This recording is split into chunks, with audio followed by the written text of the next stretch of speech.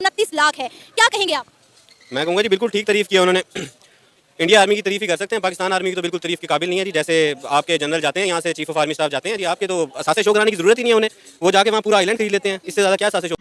समझ रहे हो समझ रहे हो समझ रहे हो ना? नहीं, मौजूदा थ्रेट परसेप्शन में मेरे ख्याल में कि हम अफोर्ड नहीं कर सकेंगे। अलबत्ता ये है कि अब अगर आप इंडिया को देख लें तो उनका बजट $73 बिलियन है। आपको पता है कि इंडिया ने जब ये कश्मीर का जब वो आर्टिकल खत्म किया था, आर्टिकल 370, और उसने एक भी किसी इदारे को और किसी खबर एजेंसी को इजाजत नहीं दी। हम है जो पब्लिक है, जो आम आवाम है, उनकी इंजीनियरिंग होती है, उनको ना उनकी जो माइंड की थॉट्स है उनको कंस्ट्रक्ट किया जाता है। वेल डन, तालियां होनी चाहिए हमारे लिए। खासतौर से वो हमारे दोस्त जो हमारे वीडियो देखते हैं, पसंद करते हैं, फीडबैक भी देते हैं, लेकिन सब्सक्राइब नहीं करते। क्यों करते हैं ऐसा आप लोग? हैं? सब्सक्राइब करिए, आप और हम मिलकर जलील करेंगे उनको, समझ रहे हैं? किनको? उनको मिलकर करेंगे तो मजा आएगा, जुगलबंदी टाइप की होगी ना, है ना? मैं तबला बजा दूंगा, हारमोनियम बजा देना, मामला ठीक हो। आपका नाम? ज़ुहैब असलम। सर, पाकिस्तानी सेनेटर आजम सवाती ने इंडियन आर्मी चीफ की तारीफ की है, मनोज पांडे की, और उनकी ईमानदारी की तारीफ करते हुए कहा है कि वो पाकिस्तान की आर्मी से उनकी आर्मी 7 गुना ज़्यादा बड़ी है, इतनी बड़ी मौशियत से वो ताल्लुक़ रखते हैं, उनकी आबादी पाकिस्तान से कई ज़्यादा बड़ी है, लेकिन उसके बावजूद भी उनके पास जो असासे हैं उनकी कुल मालियत 29 लाख है, क्या कहेंगे आप? मैं कहूँगा जी बिल्कुल ठीक तारीफ किया उन्होंने। इंडिया आर्मी की तारीफ ही कर सकते हैं, पाकिस्तान आर्मी की तो बिल्कुल तारीफ के काबिल नहीं है जी। जैसे आपके जनरल जाते हैं यहाँ से, चीफ ऑफ आर्मी स्टाफ जाते हैं जी, आपके तो असासे शो कराने की ज़रूरत ही नहीं है उन्हें, वो जाके वहाँ पूरा आइलैंड खरीद लेते हैं, इससे ज़्यादा क्या असासे शो करवाएं वो अपने, तो वो तो तारीफ के काबिल हैं। लेकिन आपकी आर्मी बिल्कुल, जो बड़ी पोस्ट पे बंदे बैठे हुए हैं वो बिल्कुल तारीफ के काबिल नहीं है, बल्कि उन्होंने तो मुल्क का सत्यानाश किया हुआ है। आजम सवाती ने ये सवाल किया है पाकिस्तानी सेनेटर ने कि हमने कमर जावेद बाजवा से ये सवाल क्यों नहीं किया कि उनके पास अरबों रुपए के असासे कहां से आए। देखें जी, आप उसे क्या सवाल कर सकते हैं? जब उन्होंने गन आपके रखी हो तो आप कोई सवाल नहीं कर सकते उनसे, आप क्या सवाल करेंगे? लोग डरते हैं, उनका डरना बनता है, वो हैं जी इस मुल्क के। सर, हम तो कहते हैं हमारी पाक आर्मी जिंदाबाद, हम तो उनके सहारे ही अपने इस मुल्क में ही हिफ्ज़ व ईमान के साथ बैठे हुए हैं। देखें जी, एक इमेज बनाया हुआ था जो कि बना रहा अब तक, कि जो है हमारी आर्मी हमें डिफेंड कर रही है।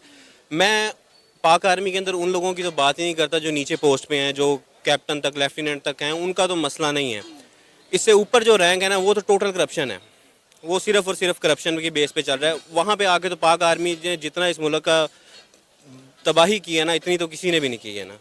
आपको पता है कि इंडिया ने जब ये कश्मीर का जब वो आर्टिकल ख़त्म किया था, आर्टिकल 370, और उसने एक भी किसी इदारे को और किसी खबर एजेंसी को इजाज़त नहीं दी कि इसको पब्लिश करे, और आज भी वो अपनी मीडिया पे पूरा कंट्रोल रखते हैं, उनका होल्ड है। सर देखें, अगर हम अनबायस्ड बात करें ना, ठीक है, आपने बात की, अब अगर मैं बात करूं बलोचिस्तान में, आपको लगता है कि हम मीडिया जाके उस तरीके से कवर कर पाएगा जैसे करना चाहिए? जो हमारे साइड पे कश्मीर है, आपको लगता है, हम तो इसे आज़ाद कश्मीर कहते हैं, लेकिन आपको लगता है कि मीडिया अपनी मर्जी की कवरेज आज़ाद कश्मीर में कर पाएगा? इसके अलावा सिंध में जो हिंदू मिनॉरिटीज़ के साथ हो रहा है, अगर उसकी बात करें, आपको लगता है कि हम आज़ादाना तौर पर उसे आगे दिखा सकेंगे? जो आपने बात की है कि फोर्स मैरिज, वो तो यहाँ पे बड़ी हो रही है, फोर्स नहीं है सिंध में, नॉट एट ऑल।